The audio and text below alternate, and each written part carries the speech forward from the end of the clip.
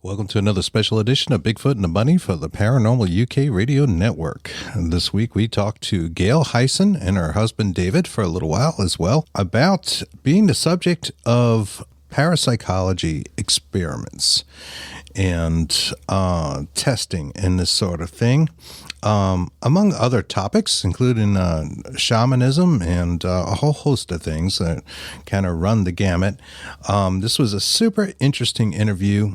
And if you're not familiar with people, involved in parapsychology, it is kind of like the science that goes out and tries to prove paranormal events.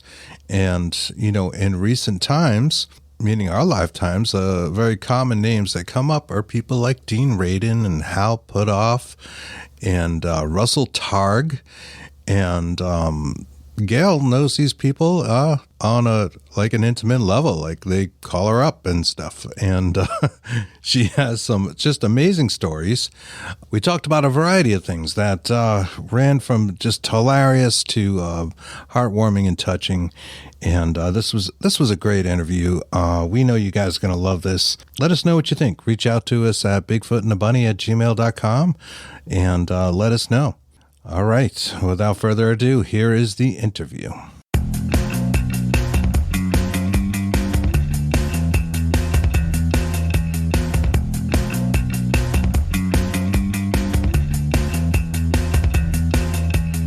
Welcome to Bigfoot and the Bunny. This is a couple's journey into the mysterious, the unknown, and the paranormal. I'm your host, Chris Carr. And I'm your host, Kristen Johnson. Together we are Bigfoot and the Bunny.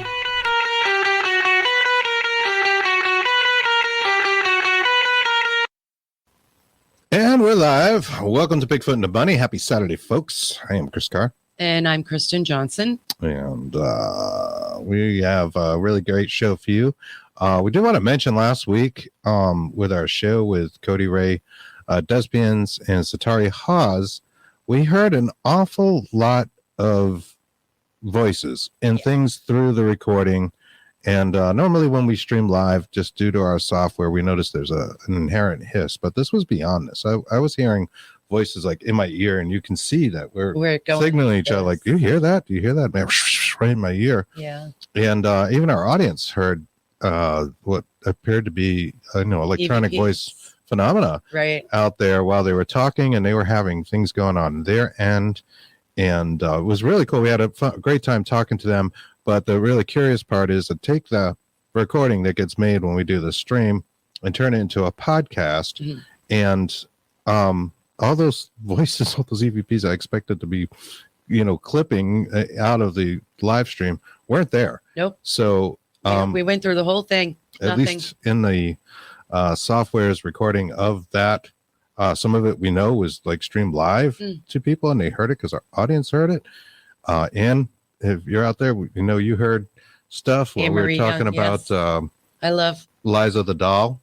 Yeah. Yeah. And I was hearing like voices like very clearly. Me too. Seemed to be coming from this side while they had noise on their side. None of it was on there. So that's most peculiar. And if you want to check that out, you can find that wherever you're watching us in the archives. Bigfoot and the Bunny. And that was Cody Ray, Desbians, and Satari Hawes. Fun couple. Paranormal couple. Yeah. And that museum that they are running is definitely haunted. There was something going on. They were broadcasting from within the haunted museum. So there were all sorts of haunted objects around them at the time. Most particular. And I'd love to get out and see that. But this week, we're going to be talking about psi research and parapsychology and some really cool things. Shamanism. And I said that right this time. You did. I've been saying shaman. So shaman on me for doing that. And yeah, Chris. Yeah. But we have Gail Hayssen is on with us. Mm-hmm. And I think we got to move that up a little bit. I think so. I'm sorry. For decades, Gail has been the subject and contributor to scientists in the paranormal and psi research field. She has led an unconventional life and found herself accepted into other cultures by just being herself. Gail Hayssen is going to discuss her work with shamans, miraculous healings, remote viewing, dreams that help solve mysteries, and we'll talk about what it was like, in particular, I think we're going to start with this, to be a test subject for scientific research in the field of metaphysics. So let's bring her on. Welcome, Gail. Hi. How are you? Good. Thanks so much for having me, Kristen. It's good to be here. You're Thank very you. welcome. Thank you for joining us. So I just want to get into this real quick. What was it like to be a remote viewer? Well, I heard all the different topics that we're going to discuss, and we might need 3 shows to tell all the stories I have for all these different things. So I thought if it's all right with you, I was going to invite my husband in, and we'd actually start at the root of how all this really began and how I actually got introduced to all these amazing people that I've worked with for the last 23 years. So here's my husband, David Levitt. Hello. Just Hi, kind of David. roll the chair on in. How you doing? Great. Good to be on. I think we let off with the wrong question. I didn't know when I just thought I want to see that show with the paranormal couple. We're not the paranormal couple, but we are the couple. Well, there are a lot of couples in the paranormal. You know, it's not a new thing. That's just how they advertise themselves, and they have a haunted museum. And Oh, where is that museum? We're paranormal couple as well. So Sure, they go back through history. That's wonderful. Better together. I don't know what it is. We talked a lot about that. Like chemistry. it seems like there's a chemistry or an energy when you get the yin yang and people that care about each other. Mm-hmm. More things seem to happen. Well, we thought that it'd be fun to share this story together since we're both part of the story. And instead of me playing both voices, we can each be ourselves. That's wonderful. We love it.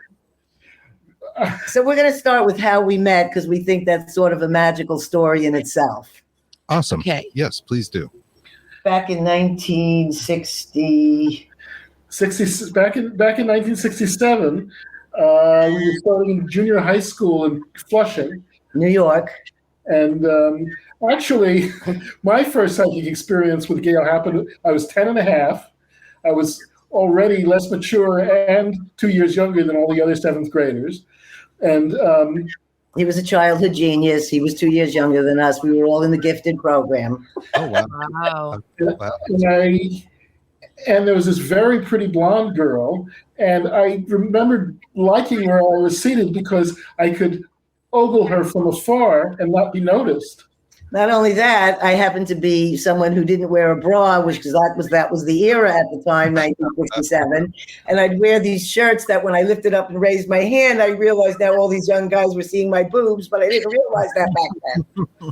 But I wasn't at the angle for seeing that. I just loved the way she laughed and talked, and I was just enjoying it and literally thinking, it's so nice that I can enjoy it incognito. And she looked across the classroom and said, "David Levitt, did you want to kiss me?"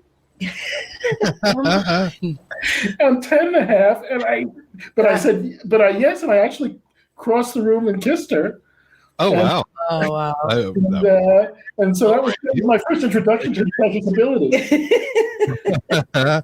Wow. That's great. So we're going to have to fast forward a few times. We were friends for the next 3 years in school because junior high school was 3 years in New York. She was buddies with my big sister. And his mother was my algebra teacher. So Oh, it was wow. sort of a family affair in a certain way. Family oriented. Yes, and I was going out with guys that were like 18 years old at the time. So I just thought he was this sweet little guy, and we were both the same height. I'm under 5 feet, and he was under 5 feet then with an afro. And that was the last time I saw him was when we graduated junior high school, and I wrote him some letters in camp, and that was it. We never spoke to each other since. So so fast forward a couple of times, and I went to Bronx High School of Science and happened to be teaching at NYU in 1993 when an ex-girlfriend was helping organize the 20th year science reunion. And I wasn't sure where I was going, but I went and I didn't. I was talking with people, and there was our friend Terry, and I said, "Oh, Terry," for some reason I said, "So whatever happened to Gail Schneider?" And she said, "Oh, she's living in Northern California. She's had a couple of successful businesses, a couple of kids." I said, she's married. And she looked me in the eye and said, "She's a free spirit. You should call her." And sure enough, she was separated. I got on the phone with her twice that summer, and we were on for 4 hours at a time, I think. It was the summer of 93, and my niece was here, and I go to sleep early, so she comes up at 10:30 to wake me up to say there's a phone call from New York, David Levitt. And I hadn't spoken to him almost 20 years, and it was just like, "Oh, hi, David, how are you?" Like we had not had 20 years in between. It's fun. It's a real family feeling.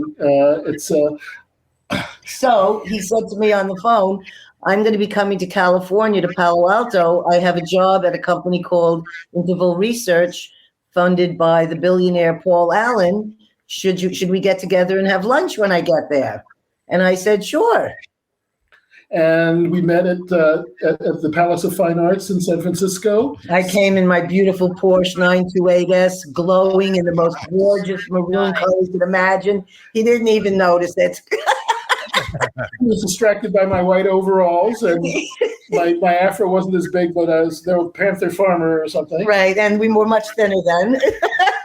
But we had what turned out to be a 12-hour date, and we never came apart. Never came apart since that day. Oh, that's so sweet. I love that. That's a beautiful story. So that was 1993. So this now propels us into his job, where he's working at this company, Interval Research. Very unusual company with various somewhat, by default, secret projects aimed at doing things in the advanced future, some more speculative than others. And maybe the most speculative one was being done by Dean Radin and visiting scientist Russell Targ. It was called the Phenom Project. And they were looking for, well, I'll let you tell the story. And Dick Schaub, who invented green screen technology, had invited them in to the company. And it was about reaching for who knew what in some cases, being able to take big risks, things that might pan out in 10 years. So at the Monday meetings, they asked if anybody, since it was semi-secret and they wanted to keep things in-house, is there someone who has a family member who seems to be psychic? And I said, well, the other day, yes.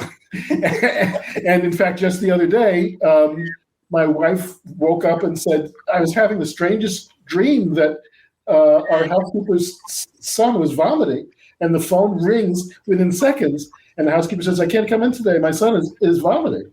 Oh, wow. And I'm like, oh, this is this is still going on. And she has these, and I said, yeah. She said, you may get used to this. This happens to me all the time, and it does. And sometimes they're helpful like that, or innocuous like that, and sometimes they're life and death things that she knows and couldn't say how. Oh, wait, tell about the blonde in the hot tub. That was a good one. This is happening. And I don't socialize that much, but I happen to be with my brother, and I was with more than one blonde in a hot tub, one in particular, and I check in with Gail, and she says, are you with a blonde in a hot tub? She says it. And it's a good thing we don't try to keep secrets, because it would really be ugly. No sense in it. No sense in it at all. That's great. Oh, that's amazing. But I'm also very helpful when he's late for a meeting to Palo Alto, and because we was commuting up here. I haven't even here. told her I'm looking for something, and she'll walk in and hand it to me. No, I drove away from the house, and I get to the stop sign. I say, oh, my God, David's got a problem. I got to turn around and come back. I turn around, I come back to the house, and he's got this important meeting and a 2-hour drive ahead. And I walk in, and I say, what's the matter? There was something wrong. He said, I can't find my keys for the car. And I just walk over. I don't even look with my eyes, and I just bend down and pick up the keys and give them to him. What are they doing on the floor where she somehow knows exactly where they are? So it was so I'm helpful sometimes also. Usually helpful, and especially life and death. I don't know if Gail agrees with this, but it's almost like do you ever see the Woody Allen movie Zelig, where he becomes what people he can look like the person he's with. She doesn't look like anybody and doesn't turn into anybody. But if someone says, "I need to find my mother," she says, "Where?" No. And Only done one of those. you should tell them if there's time. Well, yeah, we could go there. But so I want to get out to how we met Dean Radin and Russell. So I told this story at the Monday meeting, and they said, "I think we want to interview your wife." And while you're at it, why don't you jot down, the best, because she's known among her nieces as Psychic Auntie Gail. and this is not a secret within the family that she has these gnarly powers. Gnarly, I love it. Right. Give people some perspective too. And when you mentioned Dean Radin, he's the chief scientist at the Institute of Noetic Sciences. Yes. For those who don't know, he's written numerous books, and I know you're featured in one of those pretty extensively on parapsychology. And he's like, one of the first people you think of when you think of parapsychology is certainly Dean and Russell Targ from the Stargate Project. Those of you who have seen Men Who Stare at Goats and all of that, and the remote viewing project that the military did for years and years. Them, yourself, get into other things that maybe aren't as well known, like green screen technology. Right. There was a really diverse group there at Interval of, everything from psychologists to artists to, it was really a totally unique little utopia there, funded that way. But anyway, so they said, bring her in next week and let them make some notes. So immediately our nieces say, well, you can't forget this story. You can't forget that story. And one of them makes up the first Psychic Auntie Gail document. And we realized that she has about 3 dozen of these stories. Well, the thing was, I think I was in my early 40s when they had me do this. And I had never thought or listed all the psychic experiences I'd had in my life because I just live them and they're just part of me. And I don't do things like charge money to people or say, if I have a feeling about them or like people want a reading, I don't do that sort of thing. But if I'm with them and stuff comes up for me, or if I have a dream and I need to tell them, that's when I'll communicate any of that information to them. So this was a whole new avenue, what they were asking me to do. I'd sort of just been living my psychic life, never thought about organizing it in a list. It was very fun to see. The niece, I think, did most of that version. And it was just like, this is a long freaking list. This is really an exciting set of stories. So she tries to tell them these stories in the 45 minutes that we were scheduled to talk with. We talked for over 2 hours. And they were just enraptured. And they said, why didn't we record this? Are you going to write a book? Those were the first 2 things they said. So it was really their encouragement that was the foundation that a small, medium, at large book got written. And it was a very great encouragement from them because I felt they weren't one of my friends. They weren't some family member because I'd always been told by people just the unusual life I've led. They've always said, oh, you should write a book. Oh, you should write a book. But people just say that. You don't really think they mean it. But when 2 scientists tell you who don't even know you, I said, I should write this book then. So she started coming in for Russell's experiments and a couple of different kinds of experiments. But I'll let her, Precognitive remote viewing. I didn't know this existed, nor did I know the term remote viewing. I didn't know any of these things. They just asked me to come in and they had an office, but David had a fairly larger office with carpet on the floor. So I would lay on the floor and I would do what Russell asked. And I had just met him and he'd say, well, it's 1:00 now, Gail. At 3:00, a computer is going to select one of 300 National Geographic type photos of places in the world. And we want you to draw what the computer's going to pick in 2 hours. First of all, I didn't know I could draw anything that a computer is going to pick. Second of all, I didn't know I could draw into the future. And third, I didn't know I could come up with such detail when he asked me to do these things, and the pictures would start arriving in my head, and I would lay there on the floor and I'd start drawing these. I'm a terrible drawer. I cannot draw at all. So it's really stick figure and kindergarten type drawing. So I often write what it is so the person know that that's a rock or that's a waterfall, you know? I do the same thing because I'm such a bad drawer. Oh, they have to know what that is.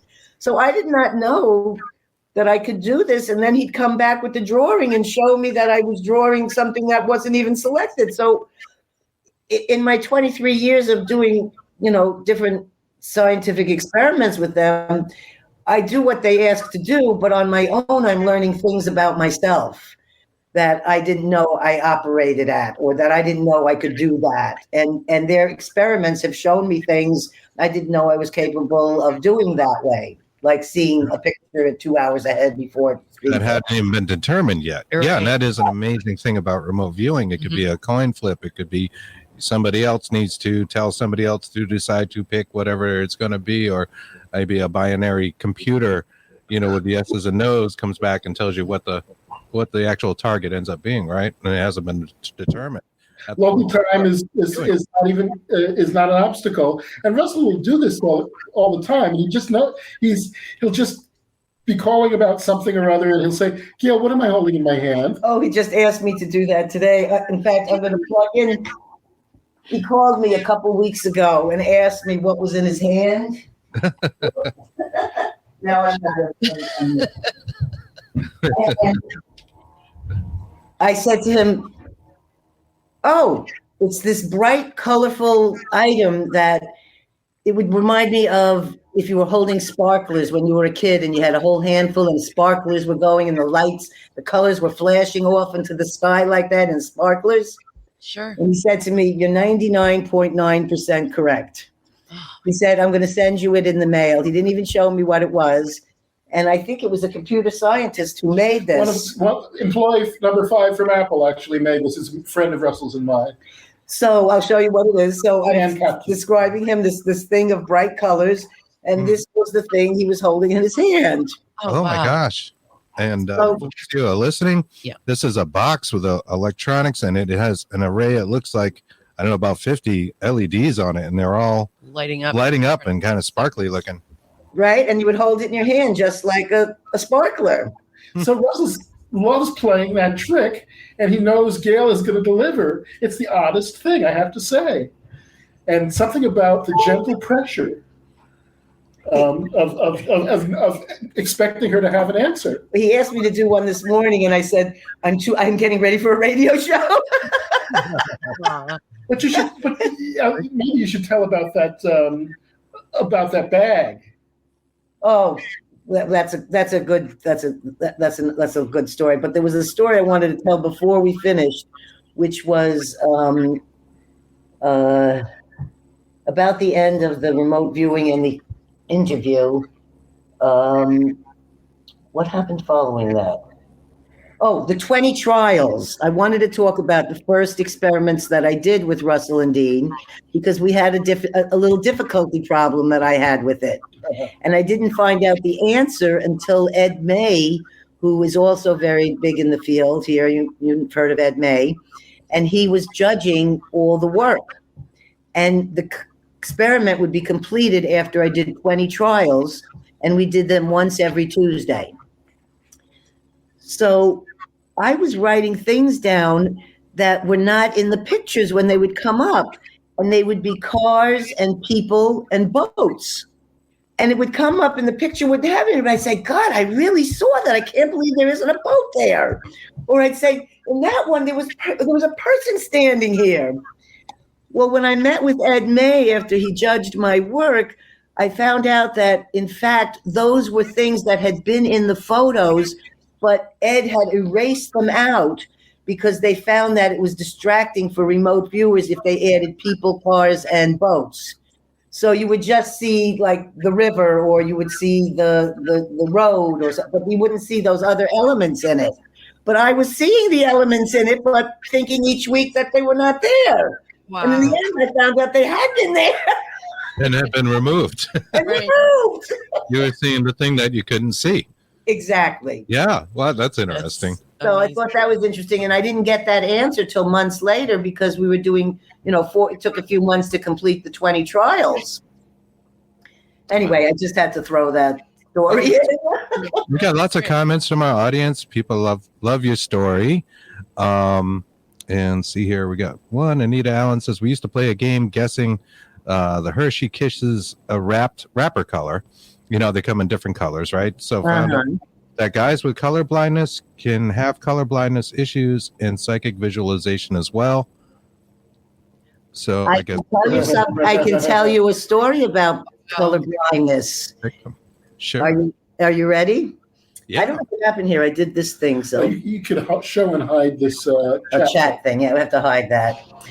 So So let's see. I have unusual psychic experiences with people that I just meet and I don't know them. Mm-hmm. And this was a gentleman who came and worked at our house doing construction for me. And for some reason, every day that he would work, I would know intimate things about his life and things that had happened to him. And so this continued going on. And he was someone who'd never had any psychic experiences of anything in his life. So when I would tell him these things, he'd be in shock. So one day he was off the coast here. We live in Northern California, and he was abalone diving. And all of a sudden I was here in my house, and all of a sudden I had this whole vision like I was under the ocean. I didn't know he was abalone diving, but I saw him diving under the ocean and being completely like entangled in this whole seaweed thing. And something bad happened where the water came in, and it's like a very dangerous thing, which is something I want to point out, is that often when I pick up something about someone, it could be at a moment when they're having some kind of dangerous thing happening. It's just like when they talk about the beacon of light when you're doing a remote viewing, what you're ever trying to hide is what the person's going to see. It's the same in getting psychic messages from people when they're at a very frightening or scary thing. Somehow that message is stronger than some of the fun messages, like when they're having a fun time, don't come like it does if they're in danger. Kind of. So I'm feeling this man in terrible danger, and I'm looking around, and then I say to myself, this is so strange. Why is everything gray and brown? I would think if I'm diving under the ocean, I'm going to see some colorful things down here, and all I'm seeing is gray and brown. And then I see he's safe. He's going to be okay. He gets out of the thing and gets out in time with his air and all that. And when I tell him the story, when he comes to work the next day, his mouth hangs open saying, yes, I was at the ocean. Yes, I was stuck in seaweed. And yes, I'm colorblind. I only see in brown and gray. Oh, my goodness. Oh, wow. So you truly saw it from his eyes. And that's a fascinating point. Like that you could see it from the way he saw it. So there's a connection there between our mental state, their mental state, your target. Like, maybe you can elaborate on that. What do you think what is the science behind that? Why do you think that happens? Well, I can't see myself on the screen, so I can't tell where I am. But I'm fluent with this app. No. Okay. There we go. So I'm sorry. Say the question again. I was asking about why you think that is. Like if you're seeing through the target's eyes instead of seeing maybe just the reality of the situation, or as you would see it, or your eyes would perceive it, you're seeing it as his eyes perceived it. I can't tell you why it happens or how. I can just tell you that for some reason, it's not the first time I've experienced where I feel I'm looking through the other person's eyes. There's sometimes where I feel like I'm reading their mind. There's sometimes where I felt like I've dreamt with another person, where we both had a dream together called a shared dreaming. So like I'm not, I don't specialize in one particular thing, but I have lots of different, like a potpourri of different experiences. Right. You try to make theories about these things. It's funny because I'm an MIT nerd, and I'm a natural skeptic. In our community, when people ask what sign we are, we say stop.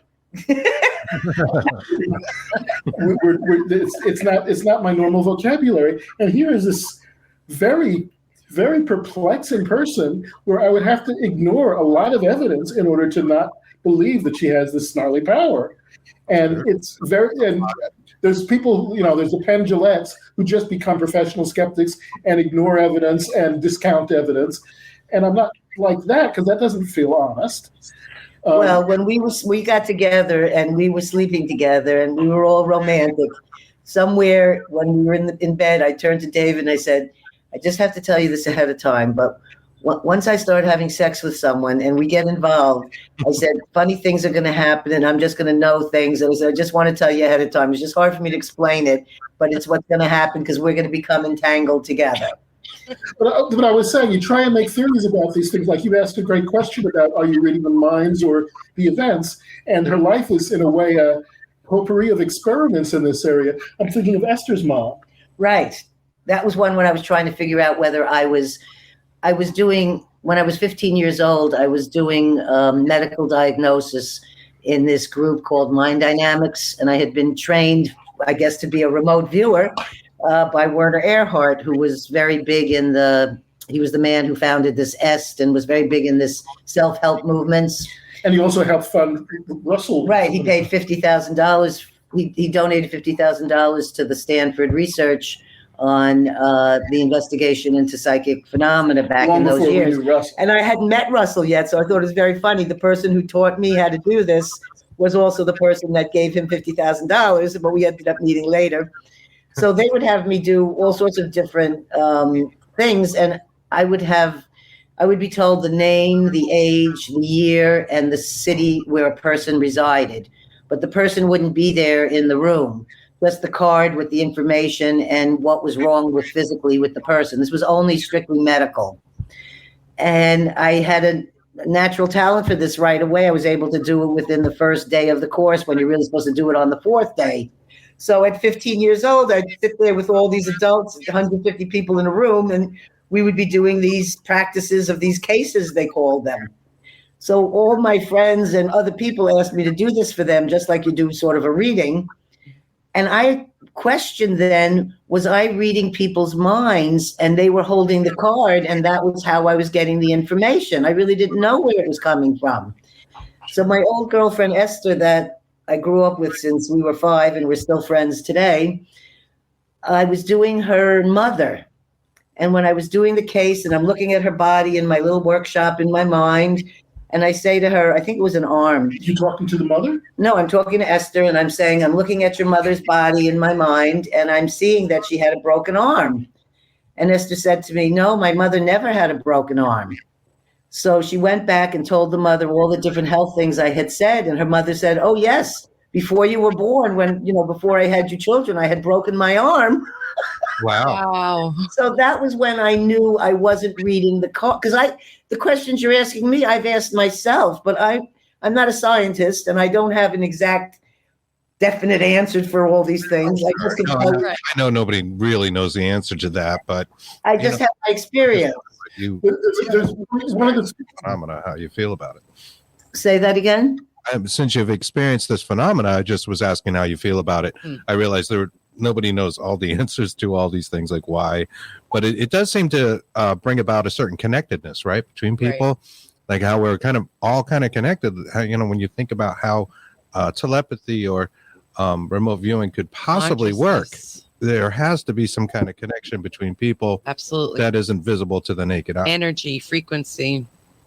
Speaking about seeing through the eyes, when Dean, the experiment called the Godensfield experiment, which is a respected ESP experiment, and that's written in the Supernormal book in the chapter in telepathy. The whole chapter is really about someone named Gail. So this I'm that Gail. So it had there's a piece missing in that book that we didn't know about till a year and a half later.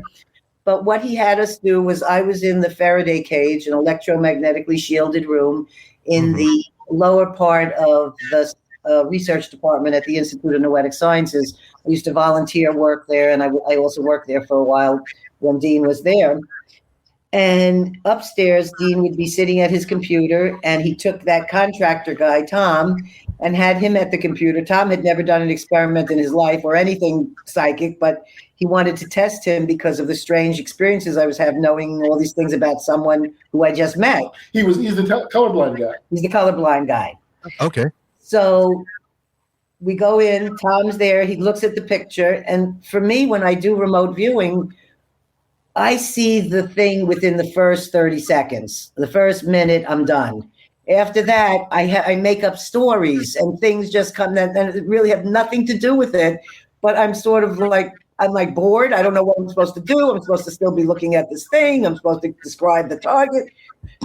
So once he saw that I described the Great Pyramid, which is what he was looking at, and consequently I was going to be going to in about a month from that time, he started looking at all these things in Dean's office. And Dean was busy working on the computer, thinking he's doing the right thing, which is staying focused on the pyramid. But instead, he's looking at these other things. Well, we find out sometime later, because he doesn't say anything, Dean looks over and says, "Oh, no, just look at the target. Don't be looking around the room." Well, we ended up as a team being filmed by the NHK. They came from Japan, and they did a 3-hour paranormal documentary. They went and filmed people all around the world. And they came to film. They came to talk to me, and they said they weren't going to film me, but that ended up changing. Ended up being on the 60 Minutes of Japan, and this particular. Wow. We were flown up, all paid for by the NHK.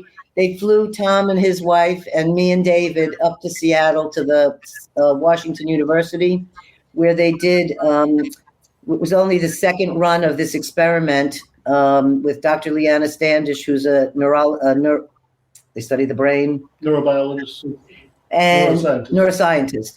And they asked if we would do telepathy while they filmed my brain in a fMRI, because the fMRI shows the brain functioning, where the MRI just like takes a picture. None of my friends' spouses has their brain like this. I'm so proud. So that's the photograph they took of my brain at the time. And we had to do this. We did this telepathy together, and we showed a change of blood flow in the brain that occurred when I would be looking at a checkerboard with a red light in the middle, and it does something to the brain when you're in the machine, in the fMRI. And Tom would be in another room looking at a computer screen, and we would be sending back and forth a telepathic message, just like a connection. And so it did show a change of blood flow in the brain. And it's an interesting experiment that needed funding for them to go, and you have to do so many more trials to write up about it. Kind of nice. Gail is kind of strong with the force or whatever, so they don't. Sometimes I think that they don't need as many trials if she's in the experiment. So I can't remember why I wanted to tell you that story now, though. That's okay. And that book is called Is it Super Normal? Super Normal. Science, Yoga, and the Evidence for Extraordinary Psychic Abilities by Dean Radin. Here it is. Can you see it? There we go. Yes, we can. Yes. I was actually trying to get a picture of it. Oh. That's better. Thank you. I like that better. So Got that? Yep. And that's a well-worn copy, I see. Well, I have my copy that he signed that says to the Gail in this book. In case anybody thought I was making it up, That is awesome. So, here's the end of the story.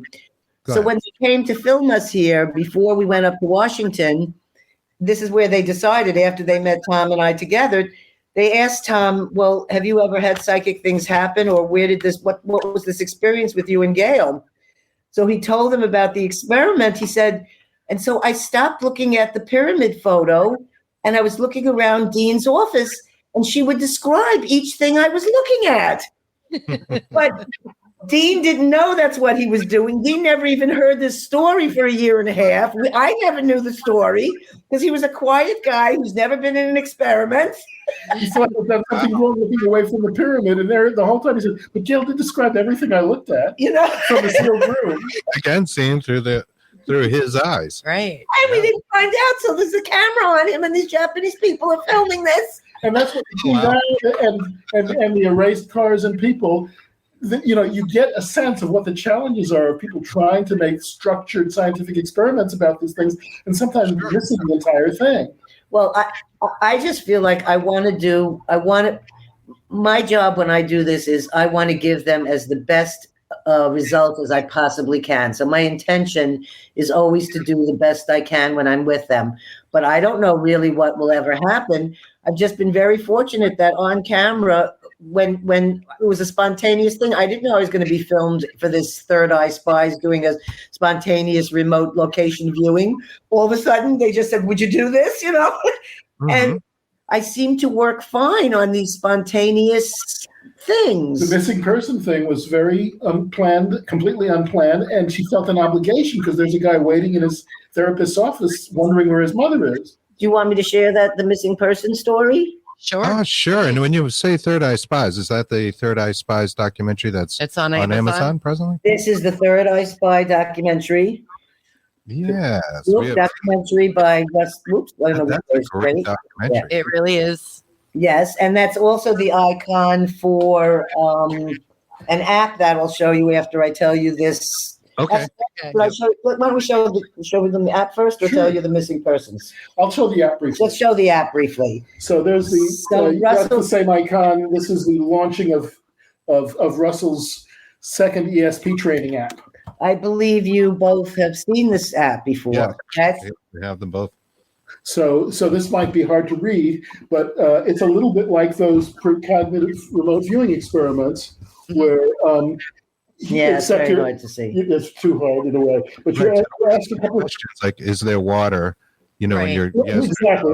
Are there repeating elements? So I might say yes. And is there water? You mentioned water. I'll say yes. And now we're looking at 4 photos, and it's definitely one of those photos. It might not be either of the properties that I said, but if I choose the photo, and I'm going to happen to choose the one with water, but really, it's a great pyramid. How funny is that? I have a blast with this application. Like, I really like it. Although I get frustrated sometimes, it'll say, "Are there mountains?" and I'll say yes, and then you get to the 4 pictures and it's all deserts and there's no mountains, and then I do the same thing. Which one is it? Like, Gail, my God, that's like synchronicity right there. So I think many of your viewers should know that right now, if they go to the App Store, they can download this for free right now, and they can enjoy. It's called Stargate ESP Trainer. Stargate ESP Trainer, and it's Russell Targ's app, and it was created by my husband David Levitt for Russell Targ, for people to be able to develop and exercise and train themselves with remote viewing. And there's 207 beautiful targets in there. Awesome. I can tell you and attest to how cool that app is, and I've been playing with it for a while. I had some inside information, and I had a beta version, and I've been playing with it, and very much enjoy it. And I know it's in the Apple Store. Is it also in the Google Play Store? It's not an Android app at this point, anyway. Okay. Yeah, but very cool. Yes. So we've known Russell for 22 years now, and it's. And that was the second app he did for him, because he did his first one, the ESP Trainer, where you guess where the photo is behind the 4 pretty colors. Which one do you think the photo is? But that one was more of a J.D. Ryan style thing, where you're picking the 4 from 4 colors, rather than this one's more focused on the pictures. And really, it goes. I'm not sure how that'll show up on there, but there's good. You can see that. And that ESP Trainer also you can download. It's a very popular app. Both in Russell Targ's App Store's location. So I was going to tell you about missing persons, unless we want to talk more about the app. We can. Although before we go too far, I do want to just come back on just one quick thing. You mentioned an experiment with a Faraday cage. And a Faraday cage, as I understand it, cuts off a lot of the electromagnetic energy and radio waves and things that could be crossing you, right? It just kind of takes all of that away. Was the purpose of that to see if the being in the Faraday cage affected your telepathy ability, or I'm not sure what you were doing in that experiment, but it sounded very interesting to me. I mean, you could say it was eliminating the possibility of a back channel of some kind, that it was making sure it was honest, but it was also, ruling out any kind of radio communication or anything, trying to figure out what it wasn't, or whether she had any ability to read Tom's mind, given that she was so isolated. And you did, though, right? Did it make a difference being in the Faraday cage, or did it not matter? I do that because that's where the scientists require me to be sitting. I don't think it matters much. Right, but like Chris asked, in their data, did it find that it made a difference being in the Faraday cage, or they don't picture ability at all? There's no control for that. Yeah, one. there isn't. It's just like let's always have her in the cage. And it doesn't look like you're going. At first, when I first saw it, I thought, am I going to be claustrophobic in here? They closed this door and it looks like a giant walk-in refrigerator. If you ever seen one of those with a big metal door. Sure, yeah. But they had the whole inside with curtains and a lamp and a table. So you feel like you're in a nice little living room inside there. She also loved the magnetic resonance fMRI machine. Oh, that was a very amazing experience. I'd like to see that. I'd like to do that. How did that affect you? The fMRI? Yes. I mean, it sounds kind of strange, but it was almost like a spiritual experience in there. And I didn't want to come out, which I could not believe because I have claustrophobia and I haven't been able to take a regular MRI. But somehow when there's a film crew and a bunch of Japanese men, I was in there for 40 minutes and I didn't know why, because it was really supposed to be half that time. And I didn't know, and all I kept thinking was like, I don't ever want to get out of this. It put me into such, I don't know if it was the sound or the light things, but I was in such a meditative, like really calm and spacious place. Mm-hmm. And when I came out, the woman, the scientist kissed me when I came out because I had given them such good data. That's the thing. And I said to her, I don't know what to tell you. I said, but I had the strangest experience in there that I didn't even want to come out. And I said, I thought I would be terrified. I said, but I loved it in there. And she said, I've had the exact same experience, she said, and very few people have. She said, sometimes I just go in there when I'm on my own, she said. Oh my God. Wow. And I don't know if it has to do with the magnets.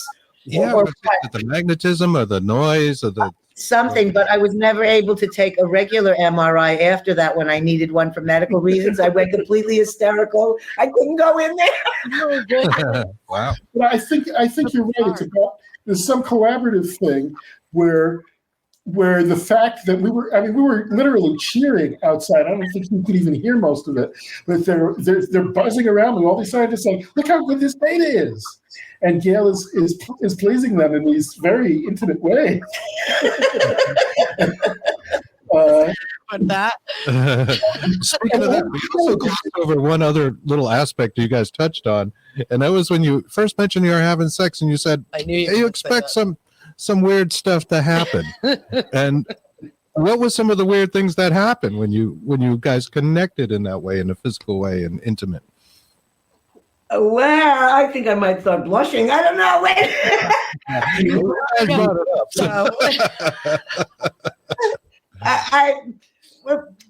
I'm not sure if I'm ready to go into that one. I'm very open about everything, but that's what I'll say that the experience together is something beyond pleasure. It's pleasure plus. Are we talking about an out-of-body experience? Yes. Body experience? Yeah, like an alternate state of where you speak in tongues. I can confirm that. In fact, I started to really be curious because a lot of times it sounded like different languages. I didn't want to intrude, but I really wanted to record her. And our friend Stanley Krippner, who's an amazing human being and has studied so many different things on these aspects. He knew the term for it, and I can't pronounce it correctly, but it was glossolalia. Glossolalia or something. It's like something meaning beyond pleasure. Well, and I know I'm talking about the vocalization part. Right, that's what he means. Yes. Well, that's very. Anyway, I've heard of that. So vocalizations, and you weren't sure what they meant, but boy, they sure sounded. But they sound like another language. They do. They do. They sound like. Look into that. Yeah. A well-known parapsychologist in his own right. Well, I don't know, and I think you read his books as well, right? I wasn't actually referring to that when I meant that it was just that I meant when we became intimate by having sex together, that was when we were going to have even more psychic connections. Right. Yes. No, that's right. So totally agree. She brought the blonde in the hot tub into our lives.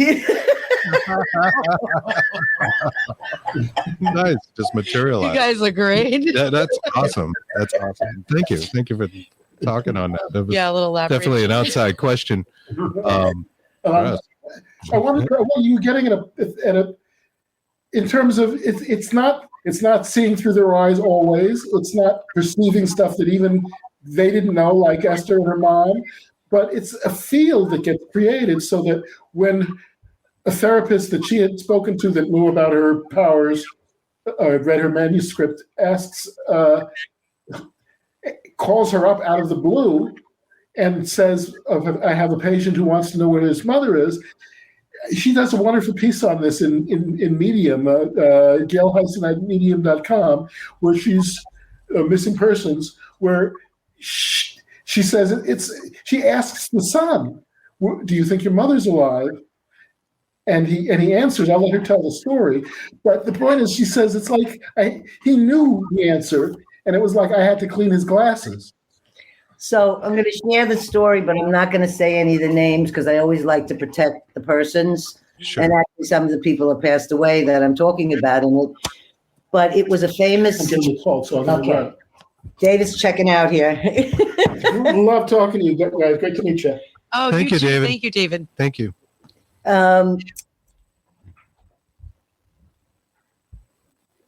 I had been introduced to this very famous therapist in Berkeley, who happened to also be the therapist for Ram Dass.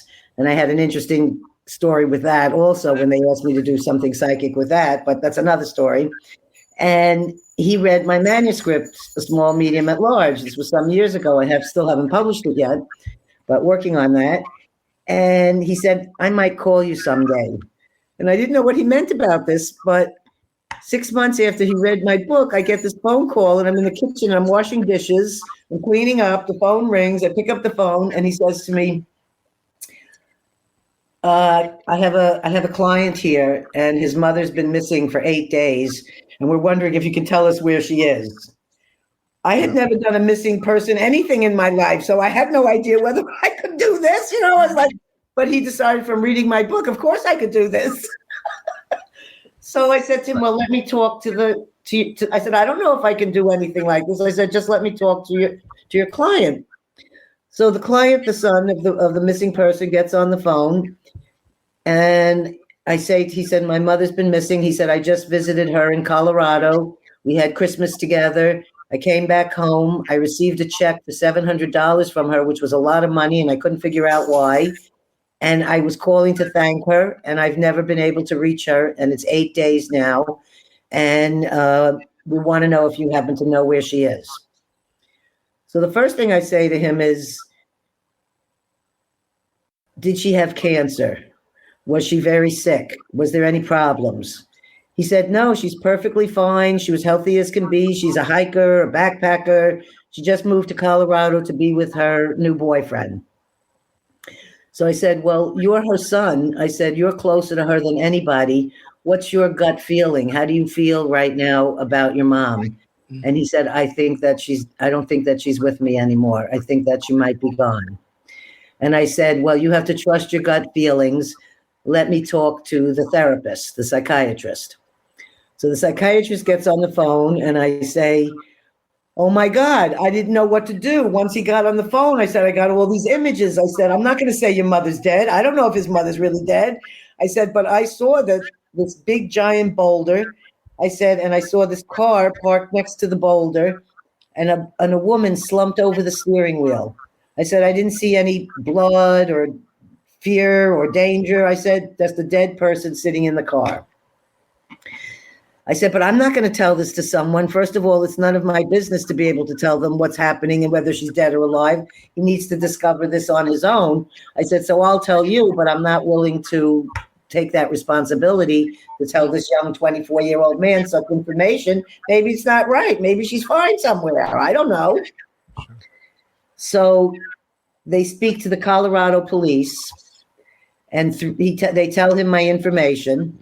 Whether my information helped them or not, I don't know that it necessarily helped them, but they happened to find a car on the side of the road a few hours later, exactly like I had described, by a boulder with a woman hunched over the steering wheel.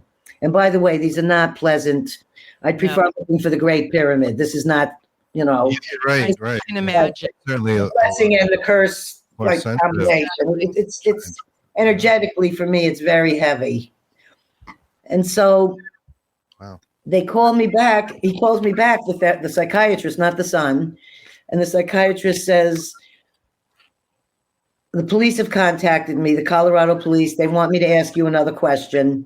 They want to know if you see foul play, because they think there's a suspicion maybe the boyfriend or something happened and that's why she's missing. Do you think there's foul play? And normally when I do anything, I'm not one of these types who says, oh, I'm psychic and I know everything and I'm going to tell you, la, la, la. I always feel like it's a gift. And whenever it comes, it's always a surprise to me, even after, 50 years worth of this. So I said, I was so convinced, and it was like an instant feeling. I said, there is no foul play here whatsoever. I said, because when I came upon the scene, my experience was great sadness, but there was not violence. There wasn't fear. There wasn't any of those kind of feelings. I said, it was the first time I felt like I could really say, I'm telling you, there is no foul play. That's an important. And he went back and told the police. And then he called me 8 hours later after that. And when they had gone back to her home again, where they had found nothing had been disturbed, her purse was still on the table, everything was still there, they found a suicide note. Oh no. And she wrote that when she had been here in Berkeley and enjoying her time here, the reason she had left was she was diagnosed with an incurable cancer that couldn't even be treated with radiation or chemo. It was so far gone. And you said that. You questioned that too. It came to you. She had been sick, yeah. And he didn't know she was sick. So it wasn't something I pulled from his mind. And so she didn't want the family they didn't have a lot of money, etc. She didn't want the family to be put through torture. That's why she sent that $700 to him before she wanted to give him whatever gift of money she could give him. And she just wanted to I don't judge when a person decides to take their life because they're going to come to an end and just suffer and be in misery. So, I have no judgment on that. This was what she needed to do for herself. So I've never done a missing persons before. Wow, that's a really good story. Yes. And that brings up some questions too. So do you think you're connecting with like an energy? And again, I know nobody knows all these answers or anything, but just what's your instinct? Do you feel like you're connecting with her spirit or some kind of residual energy about what happened? I think that it's this combination of something about consciousness, where it's sort of, I call it the invisible. Yes. And the invisible and the consciousness, so far from what I feel and experienced, like, I'm not sure, like, I'm not 100% about reincarnation. I always felt I believed in reincarnation, but I don't think of it like the minute you die, all of a sudden you jump into another body. It's something more about this consciousness that lives on, because I keep feeling through my shamanic experiences and things, I'm tapping into something that's invisible, but very real, just like our everyday life is real. And it's something about the energetic fields that are left with these things. And I think especially when there's been trauma, like you're taking your life, or any of these kinds of things, those energies have a bigger, stronger signal than I have had some happy ones too, but a lot of these are more of this type of nature. This crisis, a fear, a tragedy, things like that kind of put up a bigger, I think I used the word bat signal earlier, You like did. from Batman, then something just, I'm having a really good day. Maybe it doesn't make a bigger current out there in the consciousness waves. So that's very interesting and, relates to a lot of different subjects as well, things that are paranormal. And yesterday I mentioned something about the contact modalities, which is this gentleman as an experiencer, meaning a non-human intelligence experiencer, Ray Hernandez, had started compiling. And these were things like psi phenomena, NDEs, channeling, hallucinogenic close encounters, telepathy, remote viewing, all kind of being part of the same kind of wheel. And this was explained to him by a non-human intelligence, is how he tells that story, where he had this kind of alien conversation and telepathically received this information, that it was like spokes on a wheel, and all these things were related. And what was found out is that people that have had those experiences seem to have other experiences. The other modalities seem to increase. So if somebody, say, felt that they were abducted by an alien, after that they may start experiencing clairvoyance or out-of-body experiences and things like that. Do you think that there's a tie-in, and have you had any non-human intelligence communications, things that were not human at all? Well, I only once, first of all, I was exposed to the idea or the thought that there could even be aliens or spaceships back in 1962 when I was 6 years old, and 1963. And we left New York to live in a vegan commune, the first vegan commune with the president of the Vegan Society. And we would have different guests that came there from all over the world to speak. And they would be about health, and there were no doctors. We lived on raw fruits and vegetables. As kids, this is how we were being raised. If you were sick, you would put on a fast on water. I never had an aspirin. There was no medical interference whatsoever. Wow. So we had this particular one couple that came, and my parents ended up becoming close with them and stayed friends with them for many, many years. What was his name? Haley. His last name was Haley.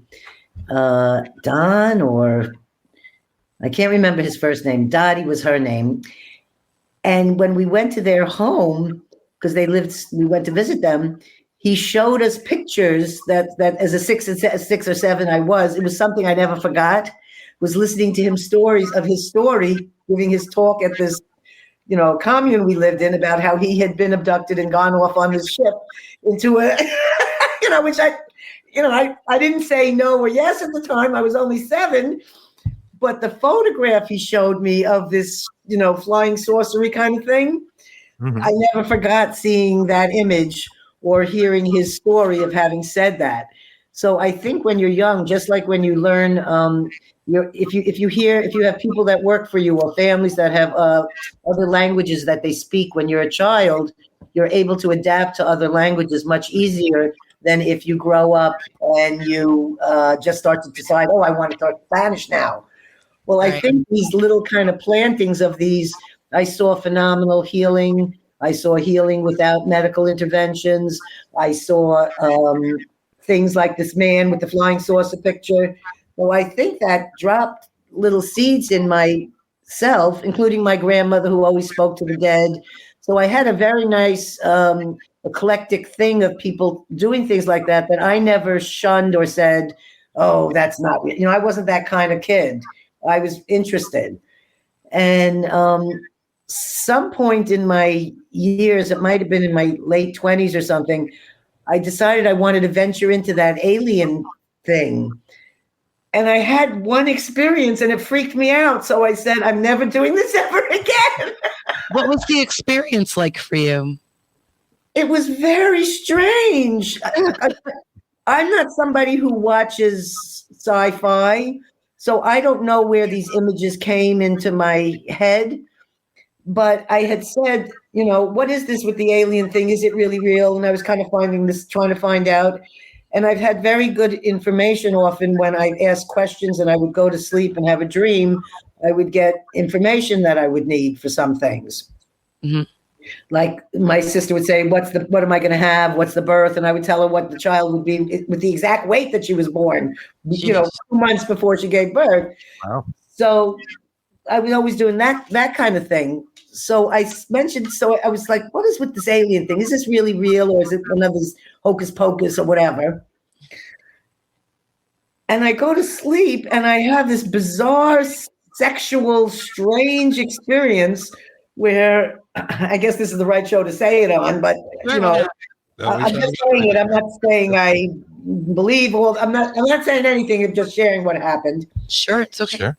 And I felt like I was lifted out of my body and taken away from my bedroom. In fact, in the house I'm living in for the last 43 years, so it would be right upstairs from where we're talking right now. And I'm taken to this place, and there's these characters, or I guess you would say alien, but that wasn't really my terminologies in my mind. These alien types that ended up looking like ones that I see that people pose all the time, where it's sort of a shorter body with an oval shaped head and the big eyes, and they're gray.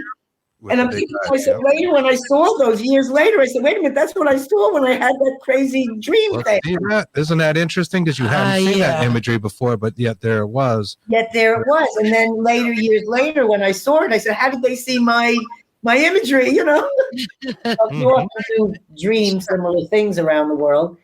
It gives some validation to those kind of entities and those experiences that people have, because people would never come across this stuff, see the same things a lot of times over and over. I think small grays was like number 3 and a lot of the surveys of what the non-human entities look like. And then they were doing these strange, like sexual things to my body, like proby kind of things. I mean, and it was very strange and weird. And then all of a sudden, somehow I found myself back in my bed again. And just the whole thing freaked me out. And I said, I'm never going to be looking into the alien things again. And I never have. I was just going to ask if you would like remote viewed like an orb or something, but I guess you're totally against that now. I just, there's plenty of things for me to do. I'd rather look for a missing person, which is heavy enough than bothering with that. Anyway, so the experience, would you call it a positive or negative or neutral experience?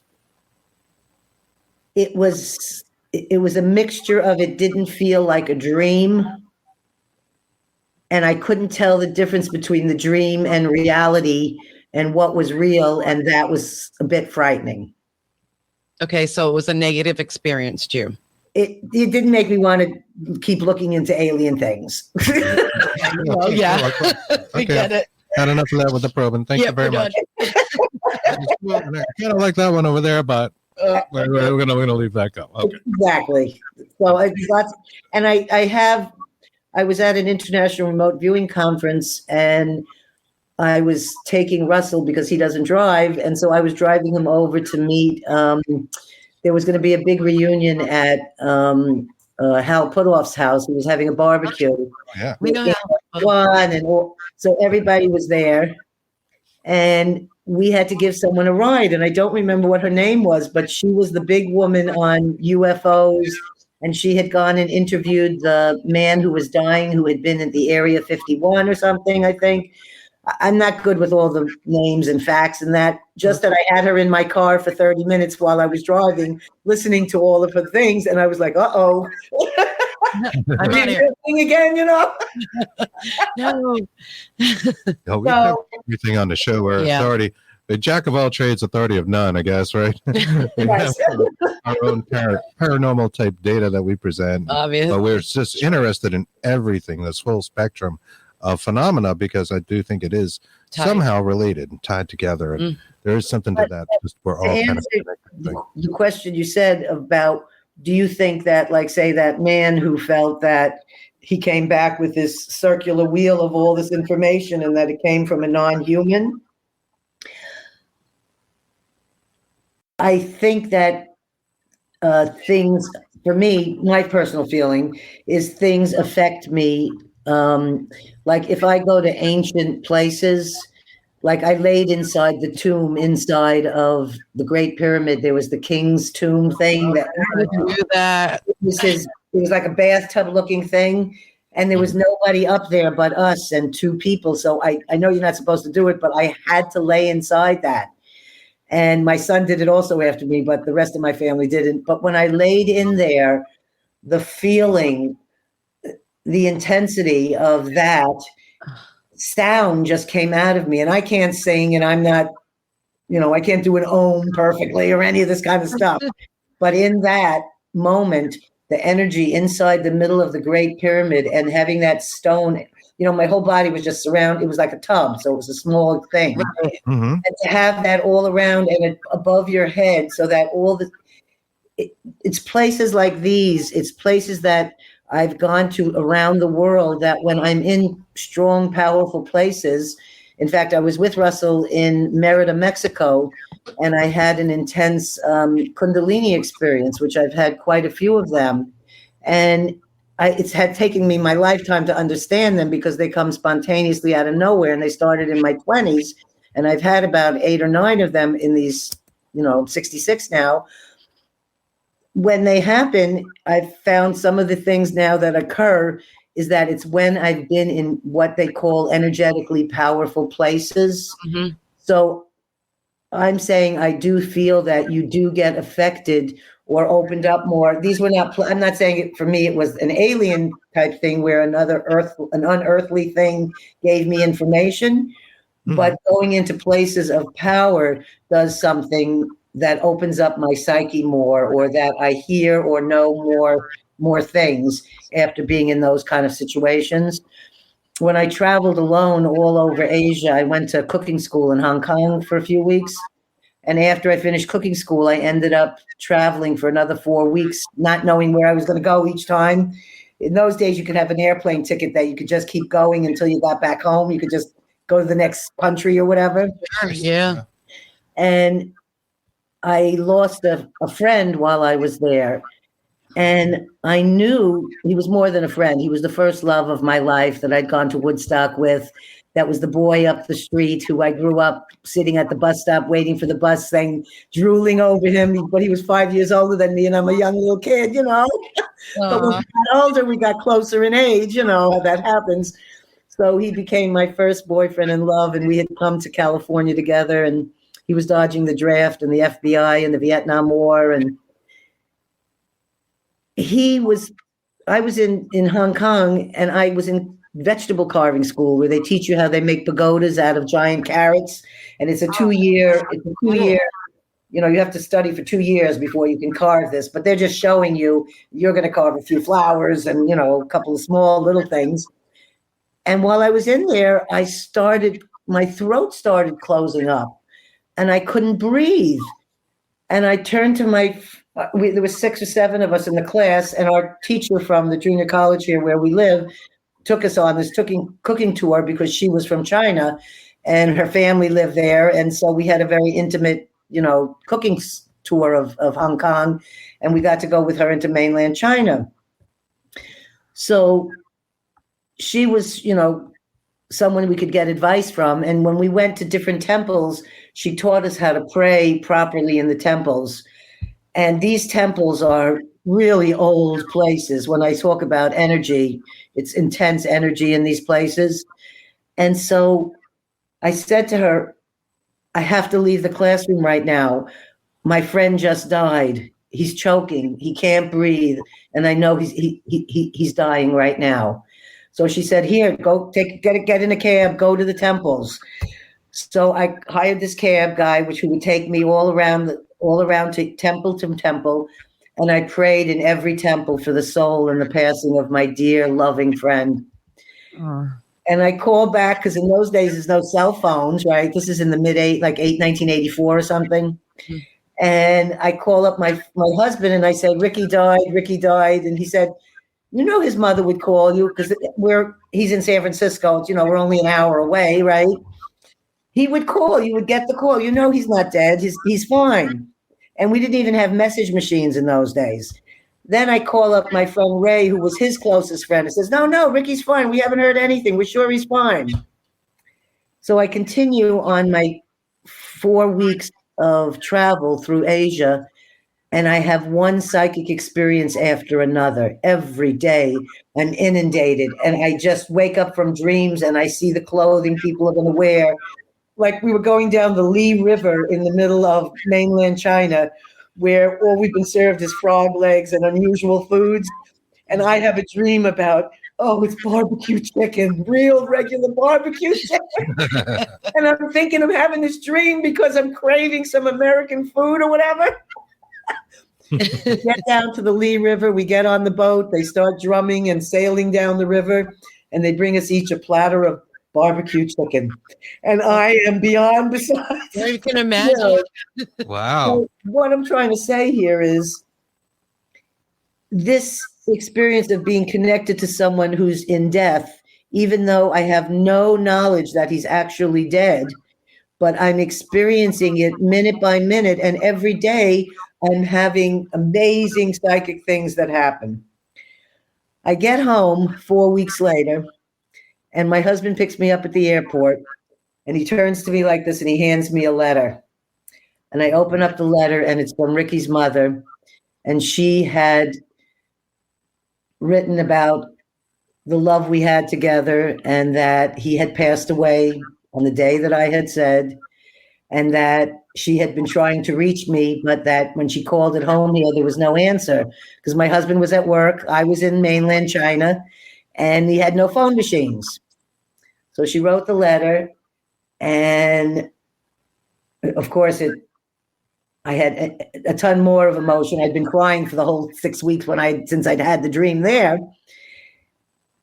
And then I said, I wonder how he actually died, because she didn't write about that. She just wrote about his going and, her being there. And I was taking courses then from Ram Dass and from Stephen and Andrea Levine, and they were all these courses on how to care, the spiritual care of the living and dying. Mm-hmm.